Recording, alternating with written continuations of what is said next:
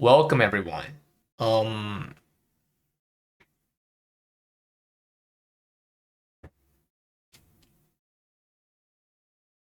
there. The top 10 race on Kazeros the first mode ended. And while it ended successfully, not everything is doing well. There are a lot of things that are on fire in KR community at the moment. And I would like to deliver the info to the West of what is going on here. I came up with 5 topics for this video. But before that, very quick sponsor segment. SteelSeries Sonar. They provide one of the best audio software and hardware. You don't actually need hardware.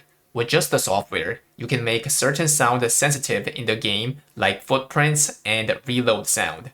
While in Lost Ark, you can emphasize the sound of echidna jiggling. You can also balance your voice chat separately from game audio, and even reduce noise on your mic by tuning. Click the software link in my description for free software download, and please increase the bottom right screen here. If you want to try the hardware as well, then click the hardware link and get 20% discount by using my code MEMORIZER20. Alright, let's get started. Number 1. Kazeros Hard mode being too hard on Pug Standard. Kazeros has 2 gates, Gate 1 and Gate 2. In the normal mode, Gate 2 has a single phase, and if you take him down, then that's the end. But in the hard mode, there are 3 phases, Gate 2-1, -2, and -3, just like the first mode. Well, Gate 1 has no problem, but since Gate 2 is really long without checkpoint, there's so many patterns and mechs you have to know to clear the raid, and this is acting as an obstacle for a lot of casual players. Wait, memo, but hard mode has easier mech and less HP, so shouldn't it be easier than TFM? Now the problem is, a lot of Pug players are at around 1730 eye level.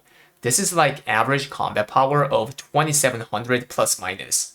If you're at 1740, which is the TFM eye level, where the average combat power is 3100 plus minus, then hard mode will feel much easier since you can nuke the boss and see less patterns. But progging hard mode on 1730 eye level is similar to progging TFM at 1740, which requires people to all live and DPS for a long time. Wait, memo, but hard mode has revives as well. How is it still hard? Well, surprisingly, that's the reality of the Kazeros. The raid, specifically Gate 2, is just so long, and there are a lot of things to learn, even with revives, so Pugs are struggling. If I say in a good way, there are a lot of casual players in KR Lost Ark, but if I say in a bad way, there are a lot of people who are bad or who don't want to learn this and that and those. Whatever it is, these people are the majorities is what's important. One of the famous KR Lost Ark streamer made a quote after trying out 7 characters of hard mode, some of them with Pug. He says, "The director said hard Kazeros difficulty will be similar to hard Mordoom, but it looks like Kazeros is harder than that. A lot of Pug are struggling even with revives. I don't think it would have been possible to beat the hard mode without revives," is what he said. Inven, which is the famous KR gaming community, thinks similar to the streamer. Some people say, the problem is happening because of Gate 2 having 3 gates, just like TFM. Why don't you just split Gate 2-1 and 2-2 without checkpoint? Huh? What does that even mean? For example, if you clear G2-1 and wipe at G2-2, then you start from 2-2. But if you quit the run and go back to the lobby, then you start from 2-1 is the idea. Making a gold checkpoint on each gate might generate more jails, so they should start from 2-1 if they go to the different party. Well, not all the Inven people have same idea though, of course. There are some people saying, well, just quit the game, or just do normal mode.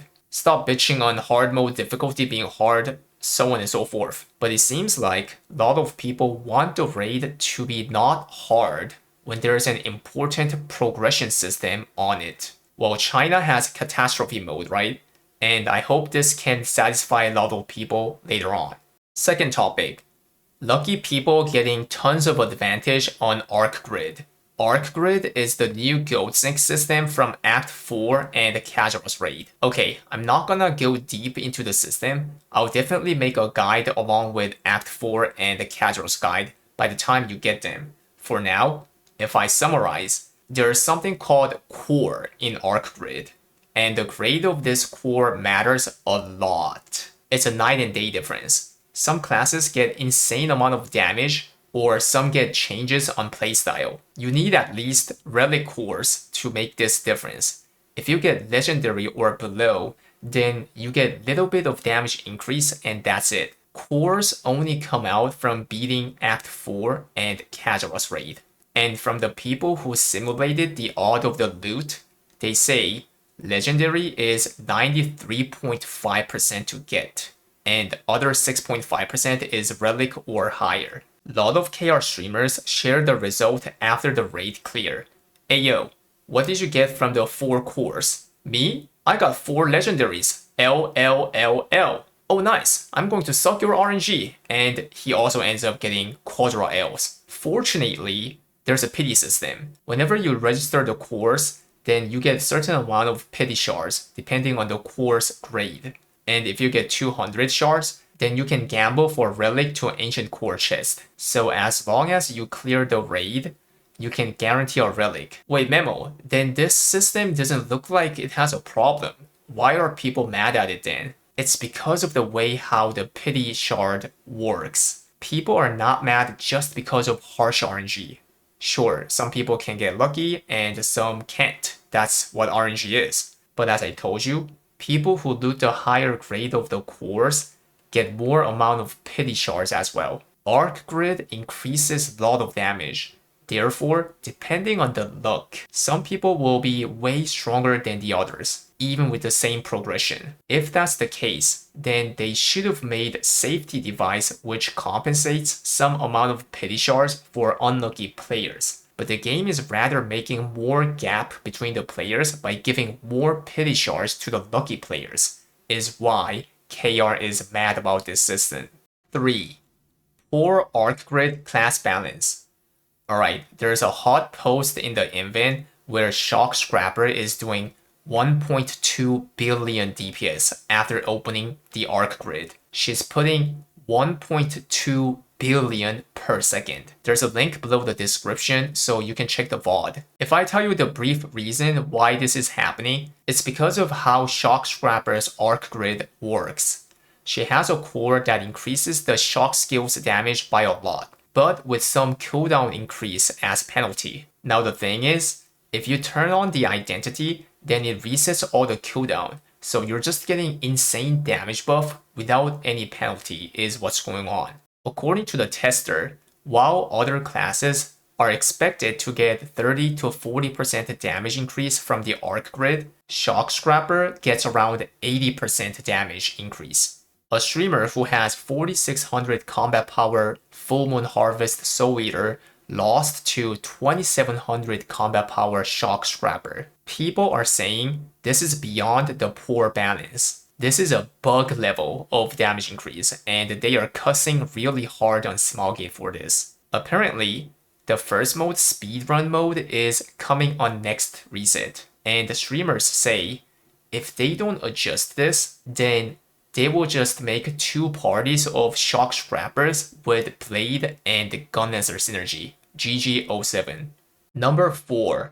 New Guardian Raid being ass. Well, I have a lot to talk about this. This bozo is so garbage. We got another Guardian Raid that's super annoying. When the director showcased this 1720 new Guardian, he assured us by saying, yo, it looks annoying, but it's actually not. It's a pretty chill raid. And guess what? He is literally acting like that in the real raid. It's super annoying. He has so many knockdown patterns. He charges back and forth like Pepega, and he even lurks and doesn't come out for a long time. Both Inven and the KR streamers are mad. Reason number 1, the director lied.